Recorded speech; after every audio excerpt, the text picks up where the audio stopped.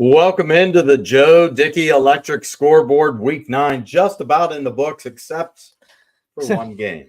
We had actually a week where we didn't have internet issues anywhere, but you had to have something happen. So the lights in Southern go off, and they come on in the nick of time because they had a deadline. I think it was like 8 o'clock. They said if the lights don't come on by 8, we're not going to play tonight, and it came on at like 7:55, and they were like, "Okay, let's go." And they're at the half right now. It's 28-7. Southern local leading that game. That's got league implications written all over it, and Lisbon needs it, and they're in trouble. Yeah, they're in trouble. They're down 3 scores at half, and that's going to be a tough place. The wigwam, as they call it, to try and come back. So, but just a great night around the Valley. A lot of lopsided scores, but it's one of those weeks. Game of the night, definitely in Hubbard. Mm-hmm. Girard and Hubbard goes down to the wire. Indians get a late touchdown. Hubbard drives. They just could not convert. Interception ices the game for the Indians. Big win for Girard as they go on the road. And that's like a rivalry game, though. That's one of them ones that just, throw out the records. I feel like every game of the Indians is turning into this. It's a rivalry because you never know. Every team can play each other close. It's almost like the SEC in college football. They beat each other up. Any game can be close. We saw Lakeview beat Hubbard last week, and then we saw Hubbard go up and give Girard a heck of a game. So anything can happen in the NE8. Yeah, absolutely. And you look at the way some things broke down tonight. You look at a couple of the other NE8 games, they ended with shutouts, and we'll get to them in our scoreboard. But, wow, I was just impressed with the play all around. So we don't have any of our guys calling in yet, but you better be calling in there. I know Ty will. No, Ty will. He had the Lowville game tonight, but I know we'll get some of these guys calling in here. West Branch, boy, do they continue to roll along. We talked when we went on the air. It's going to be a shootout. It's going to be a shootout. We just didn't realize that the shooting was all going to be done by West Branch. Right. They were fighting themselves. And just another night at the office for the Warriors offense, 49 points on the board. But congratulations to them as they are the EBC champs. Do you want to bring up the scoreboard? Absolutely. Our Burnett Pools and Spas hot tub scoreboard. Let's do it. Let's get it full screen for everybody. All right. We will do that. There it is. It's coming. And what, you want to go to that last column? We always first? do the last row first. It's just a lot easier than we can keep the other 3 up there. So all right, here we go. Last column up to the top, LeBray and Camel. All Vikings in this one. They got the jump early, never looked back. They pitched a shutout. Cardinal Mooney, 30 points better than East. That was a game for about a quarter, a little into the second quarter, and then Mooney decided to say, see ya, and they absolutely did. As we talked about Girard Hubbard, that game went right down to the wire, 21-14 in favor of the Indians, a big win. That's some good computer points now coming for Girard as they make that playoff push. And as we can tell you at the half, it is Southern local leading Lisbon 28-7. In another game, Western Reserve defeated Mineral Ridge 28-14. That was a back and forth game. Ridge actually had a chance to cut that lead to 7, but they turned the ball over. So they get turned away there. I know we got a few more scores here. United all over Valley Christian. So the Eagles, they're trying to set themselves up for a possible crown. And as we move along here, we got a couple more over in that row. Lutheran West all over Orange. That is a final score now, 55-15. And Mohawk, a winner over Freedom Area tonight by the score of 44-20. So no freedom there. No. If anything, it was all Mohawk. The Warriors on the warpath. So we move along. Pie Valley all over Ashtabula St. John. This game was a lot of points for Pie Valley early, and they never looked back. We had a running poll here on the Audible call who was going to score more, Pie Valley or Beaver Local. And as you can see up there, the Beavers edged them out by 1. Yeah, pretty good. Rivalry game was all Falcons tonight over the Spartans. They get the shutout, and they do it in Boardman. So that definitely going to leave a sour taste in the Spartans' mouth.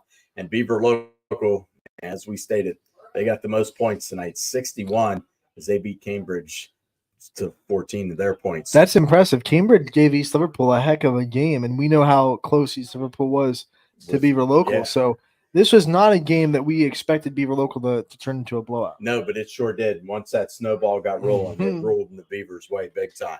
West Branch, as we told you, they're the EBC champs with a win tonight, 49-14. Ursuline doubles up Cheney, 32-16.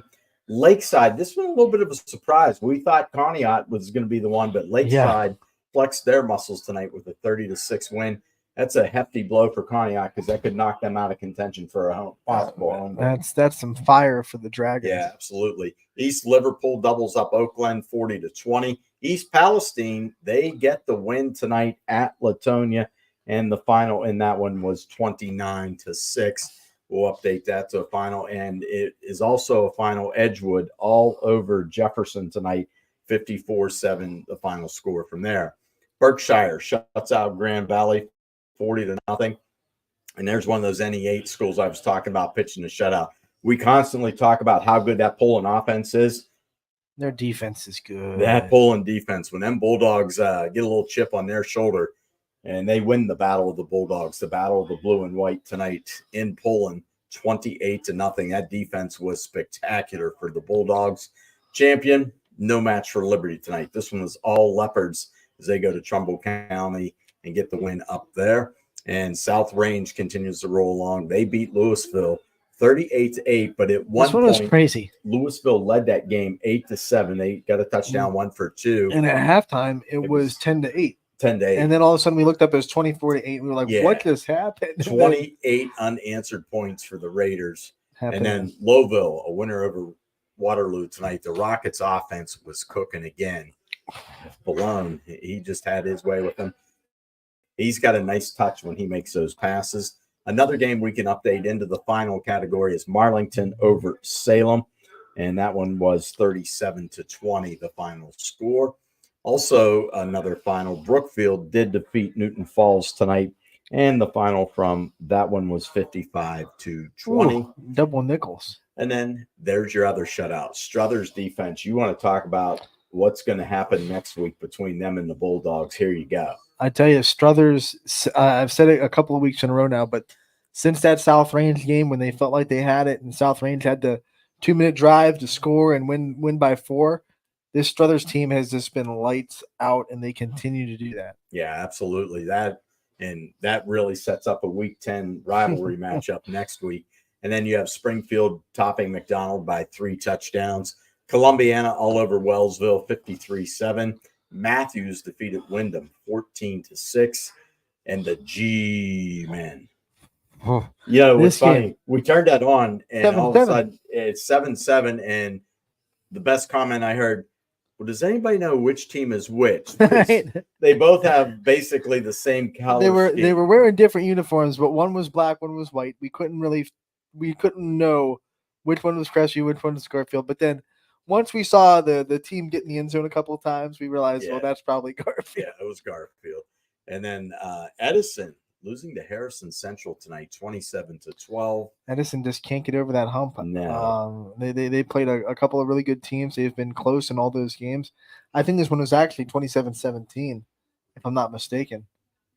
Didn't we correct that? Yes, we did correct that. 27-17. So they've been close in all these games against good teams, but can't get over the hump and beat them. Yeah. And then you have Jackson Milton winning a tight one against Fairport Harding, 26-20, the final. And our last one, 8-man football, but it is Toledo. I think Sebring needed 11 men. They may have. That's a tough trip all the way to Toledo. Yeah, and you lose 52-0. So there's your finals. We wrap them all down. Good night. I mean, you look at the way things are breaking down and setting up, and you just see things, and I'm just like, I can't believe we're through 9 weeks of the football season. Like, where has the time gone? It makes no sense. Yeah. It's like the rest of the week drags, and then all of a sudden it's Friday. Like, let's play. We have one more audible call, Mike. We have to make it a good one next week. Yeah, our final audible call next week for this season. Then it's playoff time, and I'm not going to lie to you. I love playoff time because playoff time's fun. You get to stay warm. The weather gets to, You work. That's the funnest part. Yep. You work well indoors that time of the year because the weather starts to turn, and I'm a glutton for punishment. I got my rain gear. I got my boots. You don't even stay in the press box. You're like, let me go out to the field. Let me go down to the field. I'll be your sideline reporter. Yeah. And it's funny. I'll show up and guys are like, what are you doing here? I'm your sideline guy.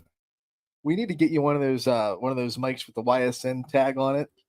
You know, that just complete the sideline reporter image. If somebody had told me back in the mid 80s when I was going to college that I'd be able to use my cell phone and even have a cell phone, I don't know if those even existed back then, but I would be able to do everything off my phone, I would have looked at them and said, in the 80s, you'd have those big brick phones, right? Big army phones. You would have had to like spin it to get it charged up, and then you'd have like 30 seconds. So. The ones that the doctors all fear that you would get cancer from, and you know, good things right there. Yeah, but it's amazing what technology has come and how far it's come, and I like it's weird because like there's times DJ says, "Hey, I need you to hop on." I'll hop on from my house, and all of a sudden it's like I'm right here with you guys sitting in the studio. So, but that's our first wrap up of scores. We'll get some of the guys to call in. I think the thing that a lot of people will be watching tonight will be to see the unofficial report from Joe Itel.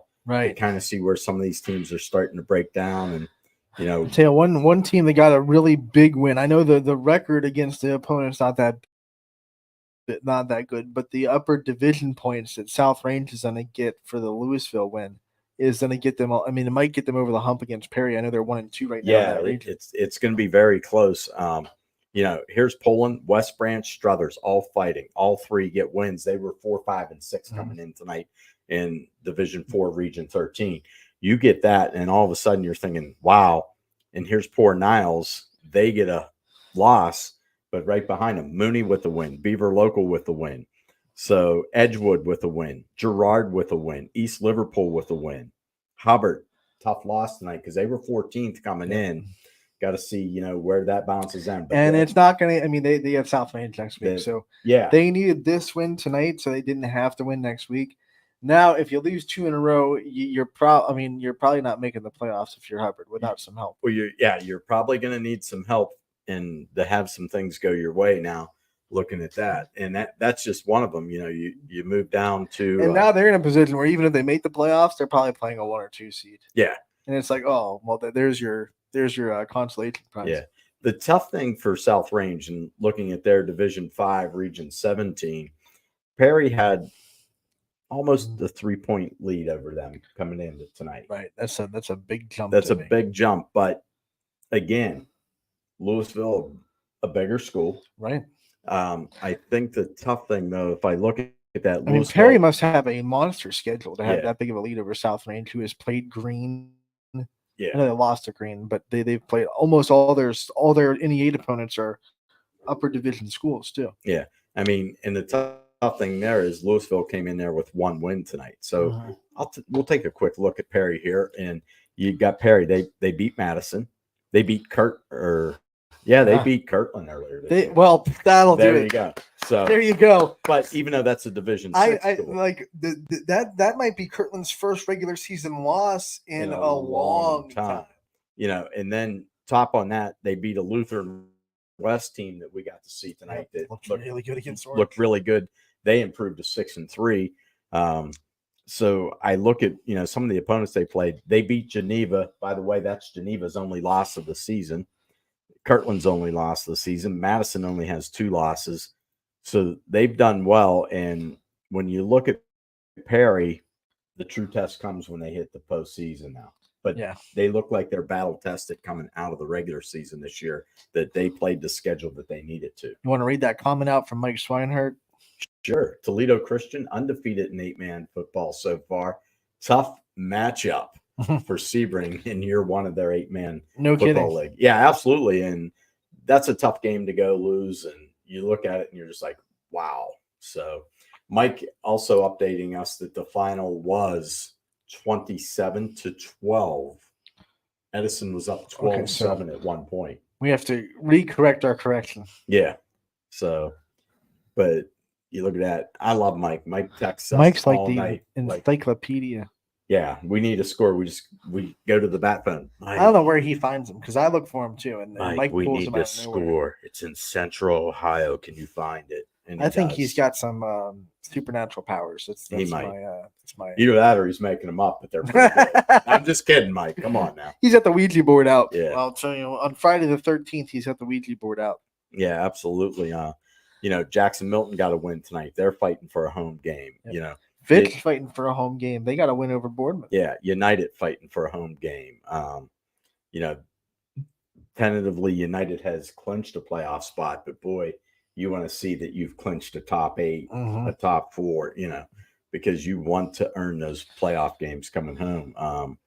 He hasn't quite updated any of those yet, but we look at it, and Fitch desperately needed that win tonight. That gets them to 5-3. They were sitting 11 coming in tonight. They were behind Harding, but they might need some help. And I don't care what anybody says. That Division 2, that region. All you have to say is Hoban. Hoban. That's all you have to say. Hoban. Hoban's going to Buffalo tomorrow. Yeah. And Akron St. V's no slouch either. But it just seems like Hoban has had their number. Hoban's got to play tomorrow. I mean, going into this week, they had a 7-point advantage. So Akron Hoban, they're a team, and I've said it before, that they lost in the state championship last year. They got really close, and whenever you have that right in front of you and you don't get it, you can't even evaluate the hunger that gives a team. Yeah, especially when they're bringing so many people back. It's like you felt it all season. When you watch them, you feel it. Even if they're in a tight spot, they almost turn in a second gear that just says, we're not going to lose this game. We're going to go to the state championship. And they just have that locked in vision. Yeah. Now, I was taking a look at Division 3 earlier, Region 9. Canfield played last night, correct? Yep, 34-7 over Howland. Okay, so they win that game. They're 5-3 now after a 1-3 start. And all of a sudden, the Cardinals are playing some pretty good football. They are still on the outside looking in for a home playoff game. They're 9th. That tells you how good that Division 3 is. They need a little bit of help there to get there, but there's a school called Ursuline, right up out of Youngstown. Pretty good. Yeah, pretty good game. Dan Reardon's got a pretty good football team there. They are 8-0 on the season.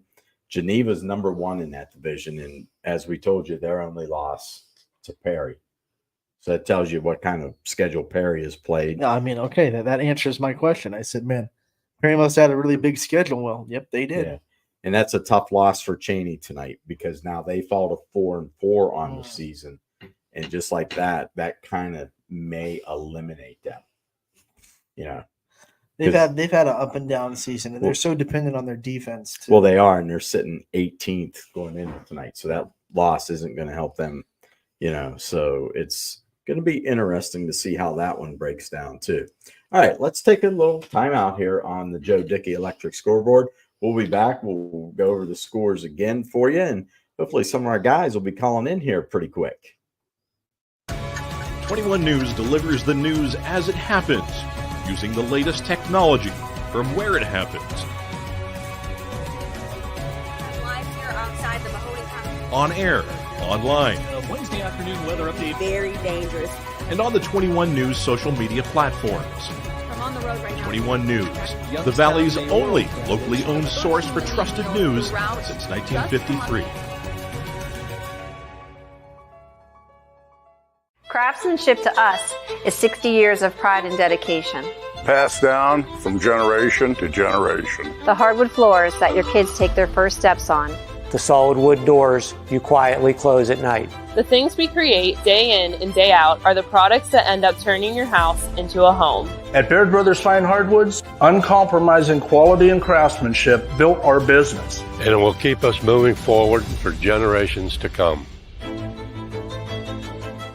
Going the extra mile at Greenwood Chevrolet means we want to take care of the community that takes care of us too. And we have to work together always. And that's how you stay in business for 40 years. You know, I love being a helper because when I help somebody, it makes me feel good.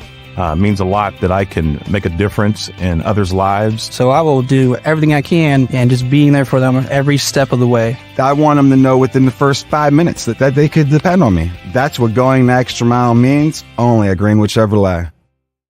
Before the lights come on, before the workday begins, before a long day is ended, or it's time to have fun. It all starts with the people at Joe Dickey Electric. From replacing a light fixture in your home to building a substation for your business, no job is too big or too small. The people of Joe Dickey Electric power them all. Joe Dickey Electric, Over 60 years of powering the Mahoning Valley.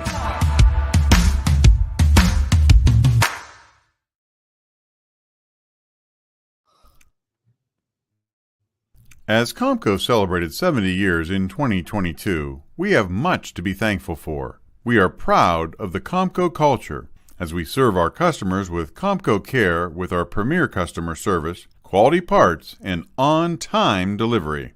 The partnerships we have with our customers and our community are second to none. We thank you for your continued support. We are proud to be part of this community and will continue to offer great jobs for great people. Change. This one word can make you break out in a cold sweat. But with change comes wisdom, experience, and understanding. At Myers Family Insurance, we can help make changes in Medicare, insurance, and retirement a positive experience for you and your family. We've gone through changes, like our new office and new faces to help our family of clients too. For all your Medicare needs, call Myers Family Insurance. Check us out online at myersfamilyins.com or find us on Facebook.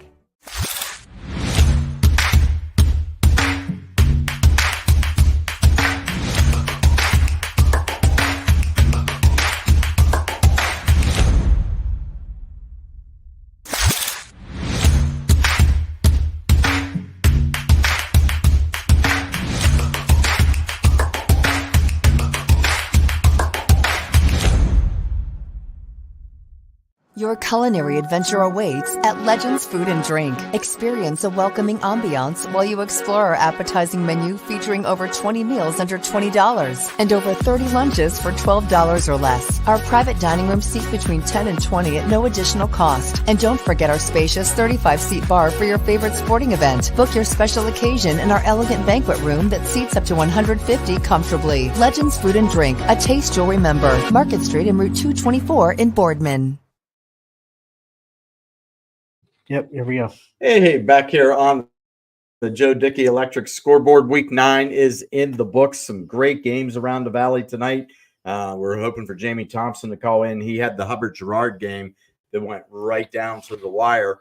And Mike, he put in Mohawk, our only Western Pennsylvania school that's on board. Big couple of weeks coming up for them. They're 7-1, 5-0 in the conference. They host Western Beaver. That's another nickname. You know the that. Beavers. I know all about them. They're 5-3, 4-1, but it's not done there.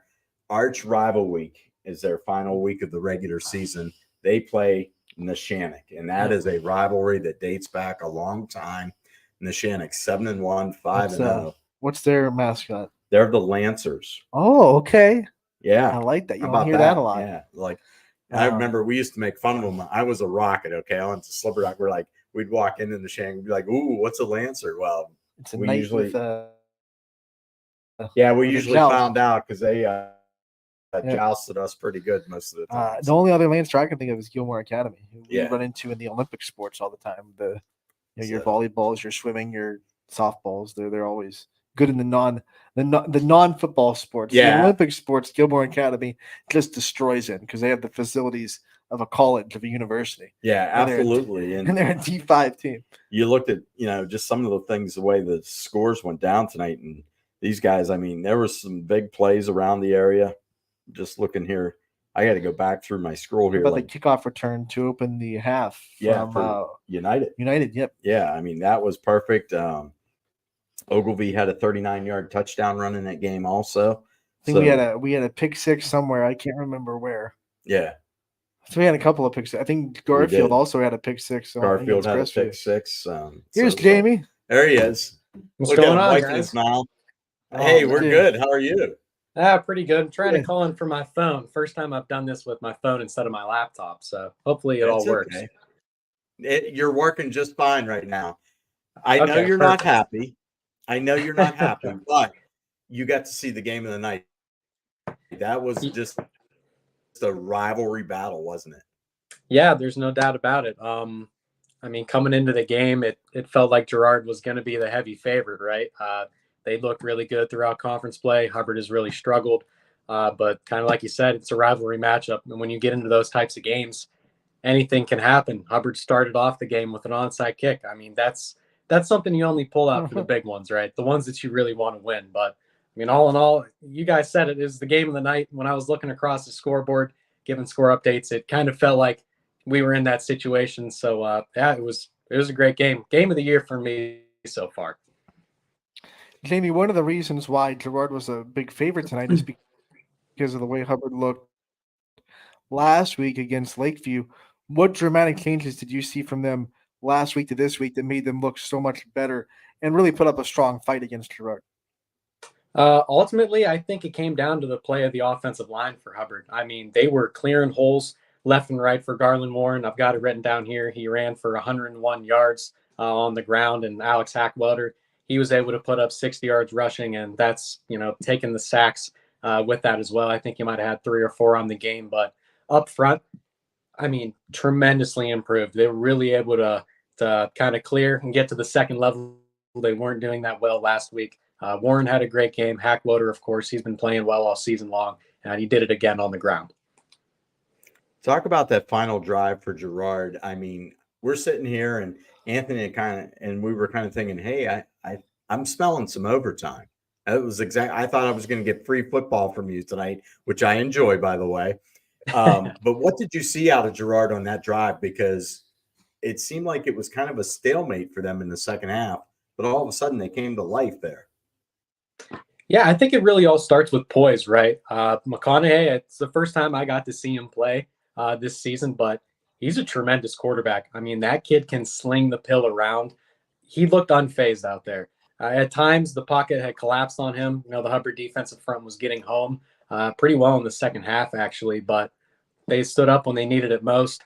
They were able to spread out 5 wide, back-to-back plays. They ran screens out to the trip side, and Hubbard just wasn't adjusting. They were leaving the corner back, so they were able to throw it quickly. I think one was to Sims, one was to Bengala. They picked up maybe 20 yards there. So you get the ball to your best athletes. You get them in space. Bengala made guys miss all night. Sims did it as well, and he just found open space on that last drive. And actually, Zach, who I was doing the game with, he kind of said it perfectly. Sims wasn't playing quarterback tonight, but when he was running his routes, you could see that he understands the game just so well, and that he's played quarterback before because he's able to find those open holes. But, I mean, all in all, McConaughey, tremendous on that final drive, and get the ball to your athletes and let them work.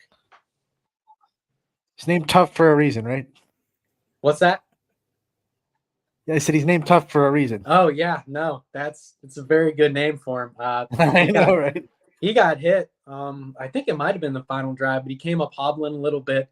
It was roughing the passer call, but he stood in that pocket. He took some hits, and he really did play his tail off tonight. He's a tremendous quarterback.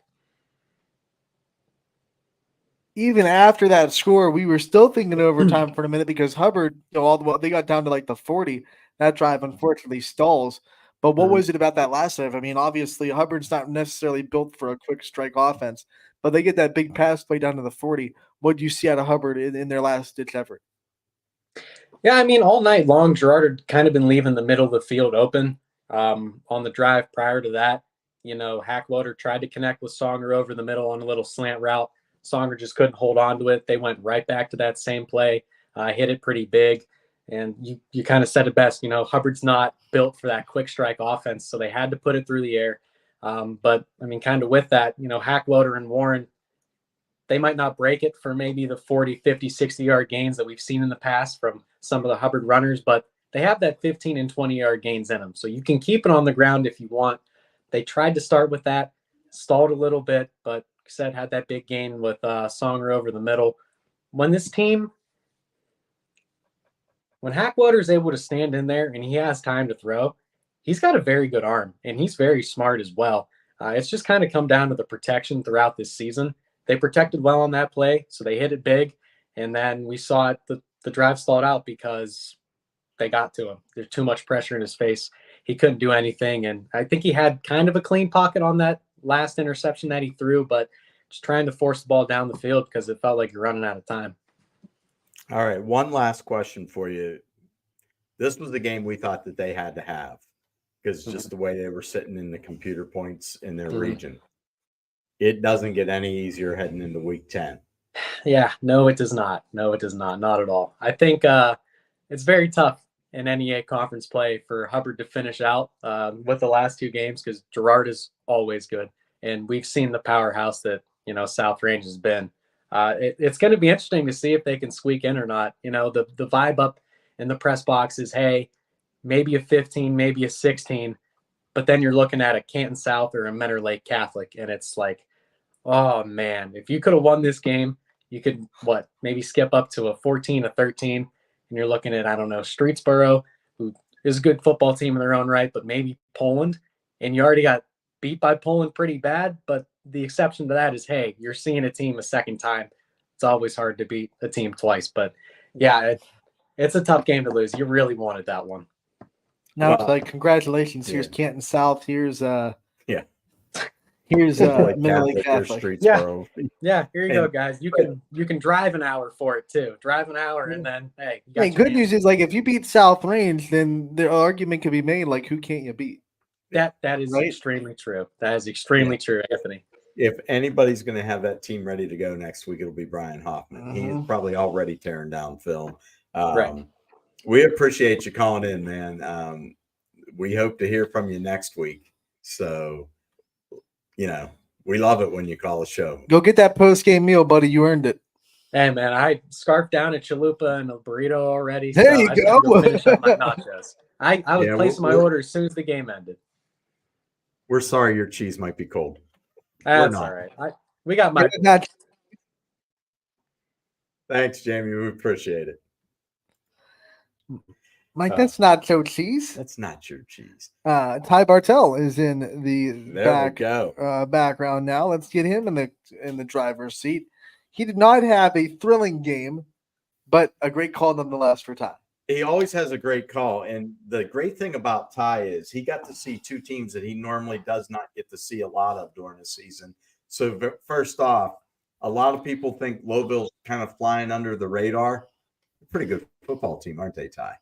I tell you what, Michael Malone can really do a little bit of everything. He's kind of a jack of all trades. And watching that first touchdown of the game where he nails a 65-yard pass, and I mean probably around more like 40s in air, but I mean a beautiful strike to Lucido, and it's over double coverage too. Bread in the bread basket, perfectly placed ball too, huge for him too. And then it was the ground attack, because honestly, when I saw in this game too, guys, was Waterloo was putting up a really good front on the defensive end. They were getting some special teams things to go their way. They had a live ball situation, fumble and a recovery inside Lowville territory.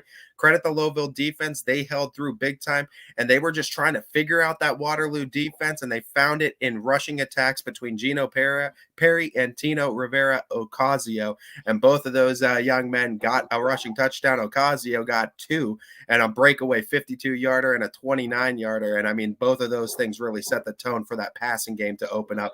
And I tell you, when that rushing game's working, the passing game is able to open up, then Lowville really gets that machine of offense working. And trap game scenario, but they didn't treat it like that too. They're looking ahead now to week 10, 8-1. The big thing, they weren't looking ahead when they headed in tonight. That was the one thing I was a little bit worried about, where they kind of maybe thinking we'll skate past this one and get ready for the big Tigers next week. But they were absolutely prepared and ready to play. It felt like it was going to be a case like that. Waterloo was moving the ball. They were down within the 10, and that after Lowville started with possession, 3 and out on offense by the Waterloo defense. They shut them down. They get the ball back. They get within the 10-yard line. It's an and goal situation. And then a big fumble by the Lowville defense. They recover it, and they get that ball down the field. They get the touchdown off of it. And that really felt like a turning point, because you remember 2 years ago, last time they played in Waterloo, it was a close one. Lowville squeaked by 31-28. There's something about that place that causes bad mojo with them, and it felt like that early on. They're able to overcome that. They found out and figured out ways to penetrate through the Waterloo defense, and they're able to break through with some touchdowns. If Waterloo scores in that drive, you don't know what happens, because all of a sudden pressure goes on Lowville. No doubt. They're down early. They have a 3 and out. They have a big drive.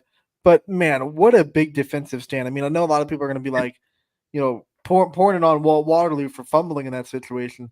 But you got to give credit for the defense to being in the right spot to recover it and forcing the fumble. So what a big, big play by the Lowville defense.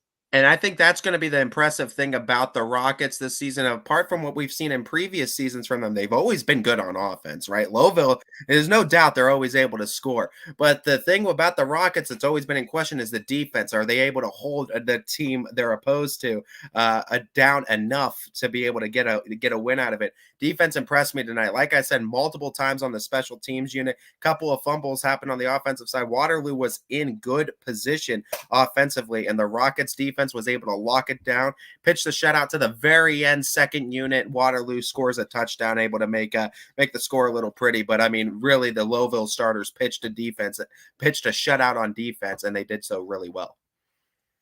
I was surprised by the number of shutouts around the Valley tonight, but they were impressive.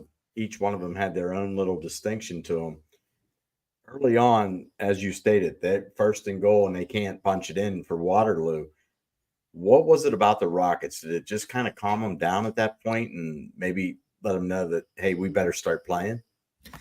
I think so, and I think those type of plays really just energized them, and I think from that point they just, for pun intended, I guess, took off from that point in the game because, like I said during that drive, Waterloo, they converted a fourth down situation, a third down situation, third and long situation as well, and they were able to complete some passes down the field. But the Rockets defense getting that key turnover with their backs against the wall and being able to turn that immediately into points, I think was the big enough momentum shift that they needed to turn that game on its head, and they quickly did so. All right, man. Hey, we appreciate you calling in here. We're going to answer somebody real quick. Jeff Johnson wanted to know the Conneaut score. He's not going to like what I'm about to tell him. It was Lakeside upsetting them tonight, 30-6. Yeah, that was probably our biggest surprise of the night. Yeah, I thought Lakeside could have a chance. I didn't think they would dominate them that way. You know? Maybe Conneaut didn't think that too. And in football, if you take one little misstep, teams can take advantage. We have Michael Janaki in, and he has an EBC championship team to talk about. Can you hear me? Yeah, we absolutely can. All right. He's at a restaurant, I can tell. Oh, man. I am. Bring us some food, man. What'd you order?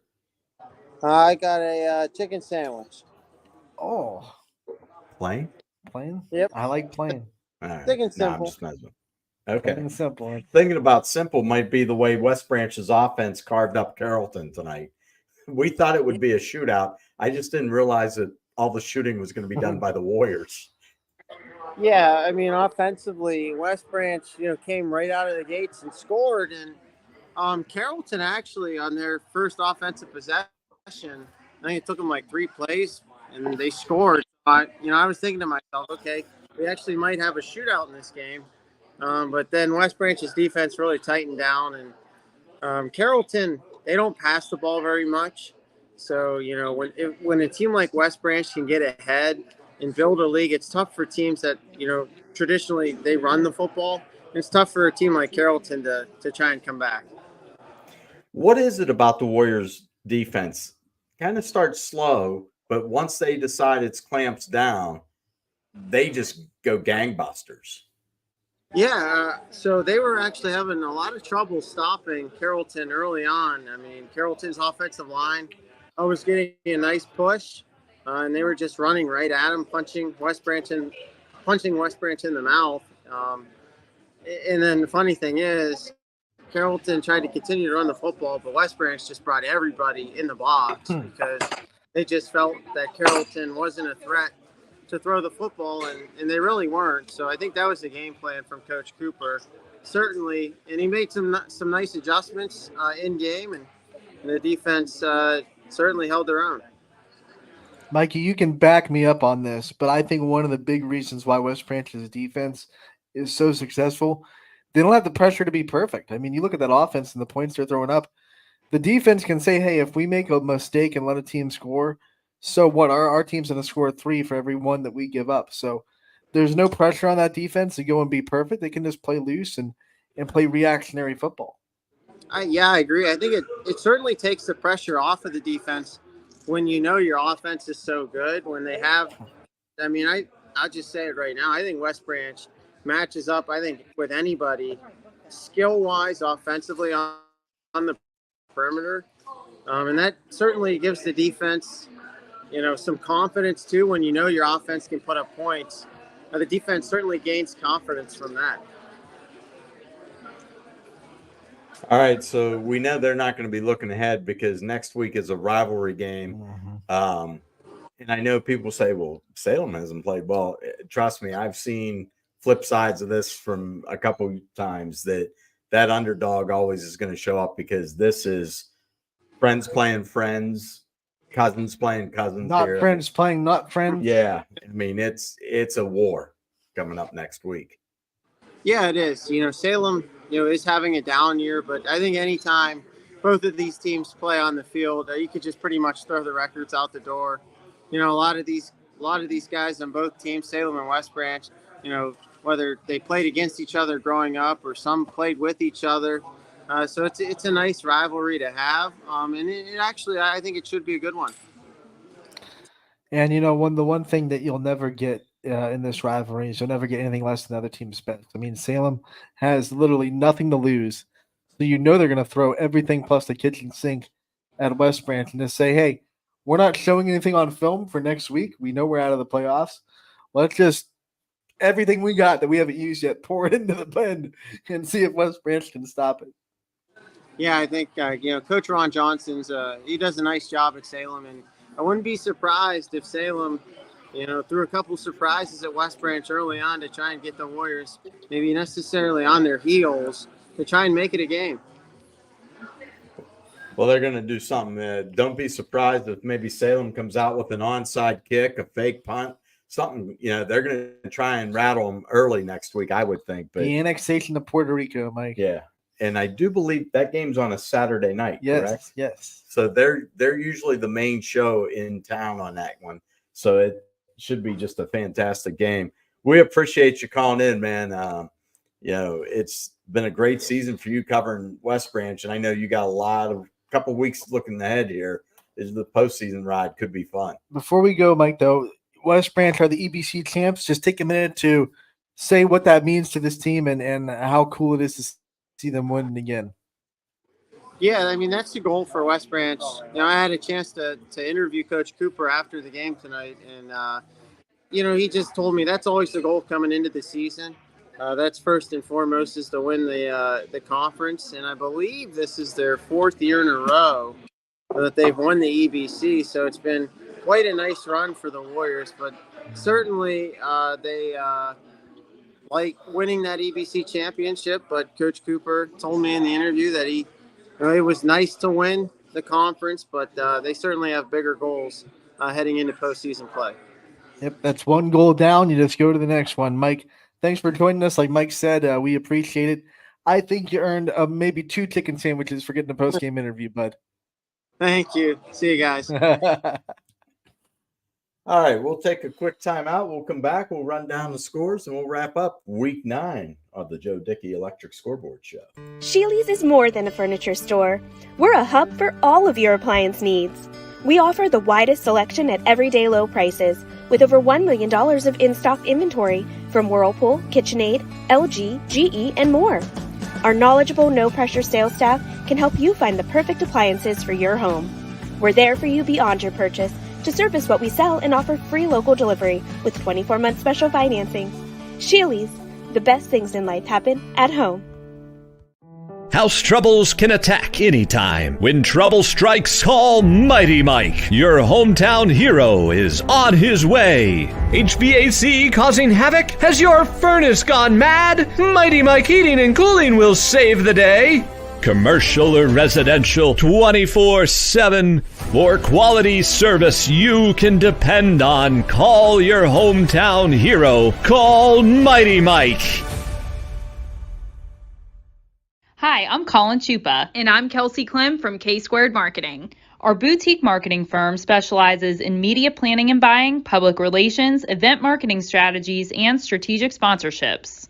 We can integrate our services with your existing game plan, or we can be your entire marketing team. Your goals, our game plan.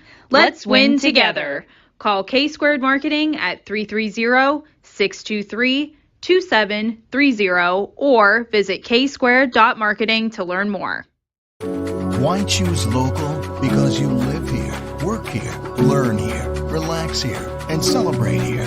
21 WFMJ is our Valley's only locally owned TV station, and our focus is local. Other TV stations don't have that same focus, as their owners are somewhere else. But 21 WFMJ is rooted in the Valley. Local people making decisions that affect your life, right here where you live. Welcome back to the Joe Dickey Electric Scoreboard. I'm Mike Ackerson along with Anthony Hartwig. Hard to believe 9 weeks are in the books. Yep. So let's run down the scores one more time. We'll show everybody. Brought to you by Burnett Pools, Spas, and Hot Tubs. Got to throw that in there because absolutely, this is a wonderful tool for YSN fans, but it's only available because of the sponsorship of Burnett Pools, Spas, and Hot Tubs. All right, so we always go over to the fourth row. Let's scroll over. We'll scroll. Go up to the top. We'll go up to the top, and we'll start right there. LeBray coming out. Nice win for them at home as they shut out Camel Memorial. Bounce back after the tough loss last week. All Cardinal Mooney over East tonight. Mooney, I'm not sure you want to see them come postseason time. They're playing some decent football right now, and they seem to be getting better every week. They're aiming to be right in that middle of the pack, which means they could get, one of those 5 seeds that feels like they can make a tournament run, and then all of a sudden, here comes Cardinal Mooney. And you got Girard, nice road win, rivalry win against Hubbard, but for the Eagles now, their backs are against the wall. They may need some help just to get in, but somehow they may have to beat the juggernaut in their conference next week. It happens to be South Range. And then we can update you. The last score we had on this was a halftime score. It is Southern leading Lisbon 28-7. That was at the half. Final, Western Reserve doubles up Mineral Ridge. All united over Valley Christian tonight, 38-6. It's a big one that keeps United in a tie for first place with whoever wins that Lisbon Southern game. Yeah, absolutely. And then you have Lutheran West all over Orange tonight. That is a final score, and we can tell you that it was 55-15. Mohawk, they got a couple big weeks coming up, but they beat Freedom tonight. They continue to roll on this season. The final there was you got away from me real quick. 44-20. Sorry, now you're good. 44-20. I had to locate it on my sheet. That's all. All right. So now we go up here and we take a look. Pie Valley. They put up 60, but that wasn't the most. That wasn't the most. Tonight. We had second. We had a little office poll. Who would score more, Beaver Local or Pie Valley? And Beaver Local got that one. Fitch winning their rivalry game 36-0 over Boardman. And Beaver Local, the Beavers, had the most points tonight with 61 as they beat Cambridge with 14. West Branch, they are the EBC champs. They just rolled past Carrollton tonight, 49-14. That offense is just fun to watch for the Warriors. But when that defense needs to step it up, they can get the job done. Michael made a really good point. Carrollton's a one-dimensional offense, and when you put them in a hole, they're not going to have a good time trying to come back, and that's what West Branch did. Yeah, absolutely. And speaking of teams that continue to roll along, Ursuline Irish, they're fun to watch. If you haven't seen Ursuline yet, folks, please check them out because I think they're destined for a deep playoff run. They definitely are. They doubled up Cheney tonight, and then I think maybe I'm not surprised that Lakeside won. They are a bigger school than Conneaut. Surprised at the way they won. 30-6. That's a tough loss for Conneaut. And then you have East Liverpool. They doubled up Glen Oak. East Palestine, a winner over Latonia tonight. They come away with that one. That was 29-6, the final score. We can also tell you that it was Edgewood 54-7 over Jefferson. That is a final score. Berkshire shut out Grand Valley 40-0. The Battle of the Bulldogs, the Battle of the Blue and White, whatever you want to say, goes Poland's way. Everything's the same except the score. Yeah. And it was all Bulldogs. I love their offense. The quarterback really does a great job at distributing. Pagano, great quarterback. He's got a great offensive line. The running backs really complement, set up the pass sets up the run. That offense is key. But when I think Poland right now, I'm thinking that defense. Their offense is not flashy. They keep it simple. They do execute everything that they do well. And then their defense is usually locked down.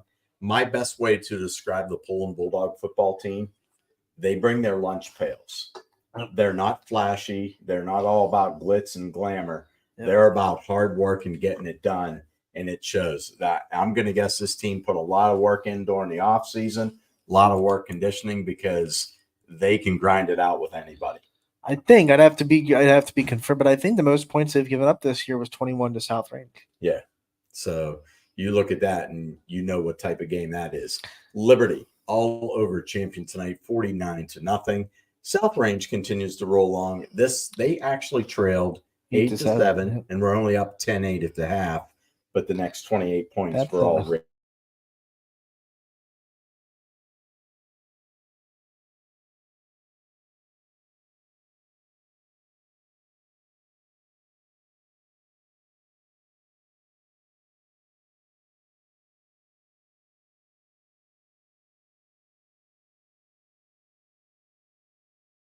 The Rockets' fuse were lit.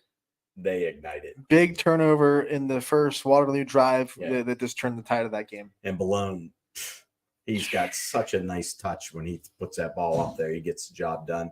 Marlington, a winner over Salem. That is a final. It is 37-20.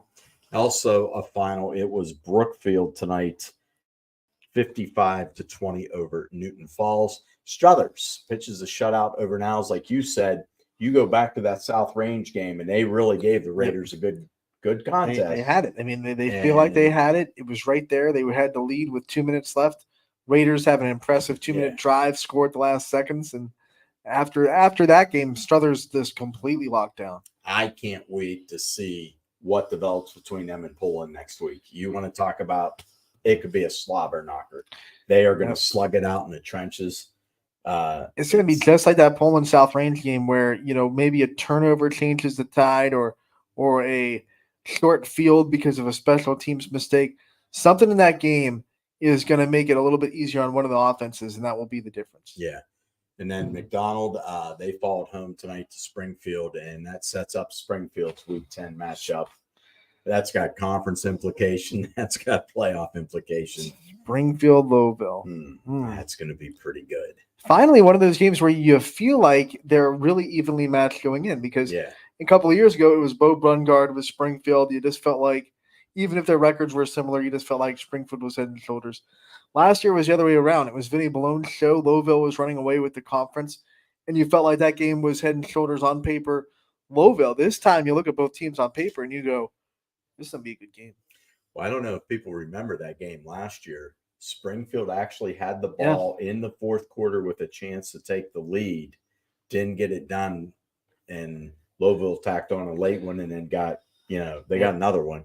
But that's going to be a dynamite game next week. That one is just going to be simply awesome to watch.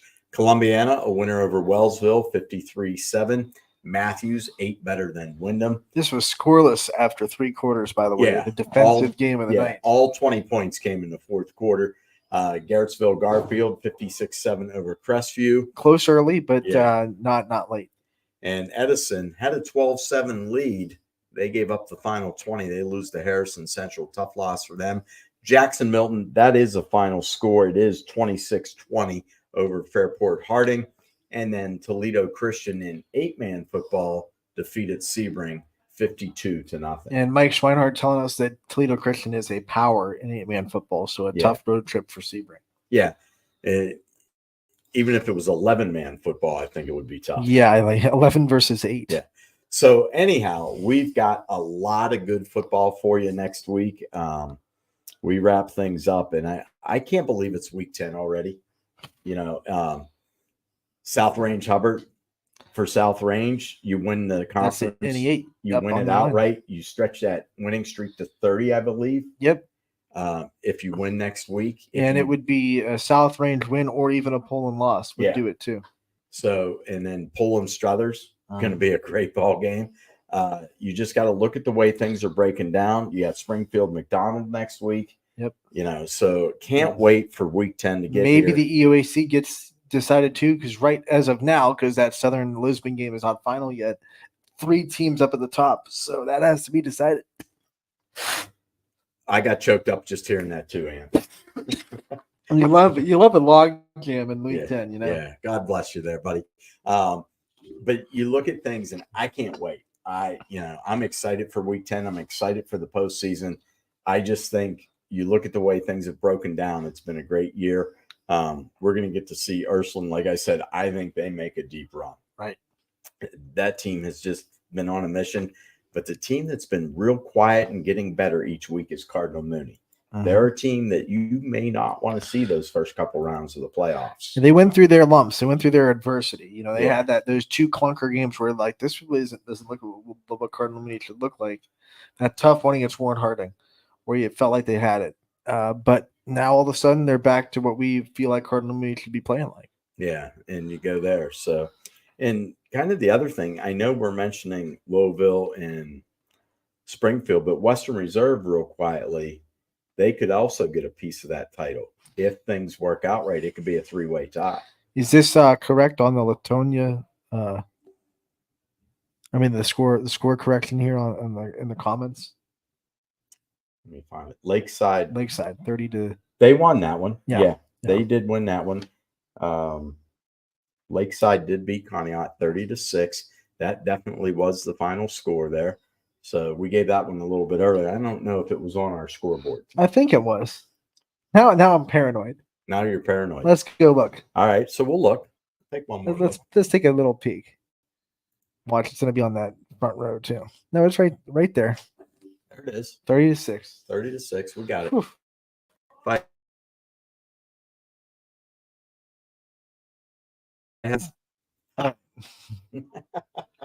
Making us sweat there in the comments section. We love it. Come on, Tim. We had it for you though. So, but anyhow, that's going to put a wrap on week 9. Make sure you flip over to WFMJ 1110, the 30th anniversary of the overtime report coming up. Dana Ballish, Brittany Bissell, they'll be there. They've got all the highlights, all the scores from around the valley for you tonight.